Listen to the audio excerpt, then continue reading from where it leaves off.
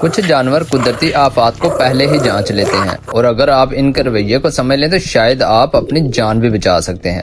26 دسمبر 2004 Indonesia میں ایک عام دن تھا۔ لوگ سمندر کے کنارے سیر کر رہے تھے لیکن اچانک کچھ عجیب ہونے لگا۔ جنگل میں موجود ہاتھی بے چین ہو کر زور زور سے چیخنے لگے۔ وہ اپنی سونڈیں ہلا کر ایک ہی سمت میں دوڑ رہے تھے۔ پرندے ایک دم سے آسمان کی طرف اڑنے لگے اور کچھ جانور سمندر سے دور بھاگنے لگے۔ مقامی لوگ حیران تھے کہ یہ سب کیا ہو رہا ہے۔ کچھ ہی دیر بعد سمندر میں پانی پیچھے ہٹنے لگا جیسے کسی نے پانی کھینچ لیا ہو۔ لوگ تجسس میں پانی کے اندر چلنے لگے کہ شاید پانی کم ہو رہا ہے۔ پھر اچانک ایک بہت بڑی سونامی آئی جس نے سب کچھ تباہ کر دیا۔